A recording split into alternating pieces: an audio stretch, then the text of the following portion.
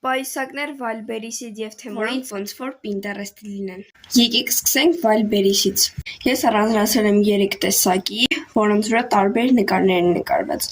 Հիմա թրենդի մեջ են մինիմալ նկարներով պայուսակներ, վստահ եմ, որ այս պայուսակները ձեր դուրս կգան։ Առաջինը սկսենք բանտերով տեսակներից։ Այսպիսի շատ գեղեցիկ բանտերով սպիտակ պայուսակ կա, այս պայուսակի տարբեր գույներն էլ կան՝ սևը, կապույտը և վարդագույնը։ 2026 թվականի թրենդներից մեկը ծաղիկներն են, և դրա համար շատ հայտնի են ծաղիկներով պայուսակները։ Այս վարդագույն պայուսակը ծաղիկներով շատ սիրուն է, նույնի սպիտակն էլ կա, դա այլ կարգի գեղեցիկ է, ինձ թվում է ես սա եմ վերցնելու սեպտեմբերի 1-ի համար։ Նաև կա այսպիսի սևը, որը նույնպես շատ գեղեցիկ տեսք ունի, և այսպիսի սպիտակ։ Դրանք ավելի շատ կաթնագույն են, բայց նույնպես շատ գեղեցիկ են։ Իսկ վերջինը ելակներով տարբերակն է։ Ելակներով տարբերակը առանձնացրել եմ սևը և սպիտակը, քանի որ ուրիշ գույներով այդքան էլ գեղեցիկ չեն,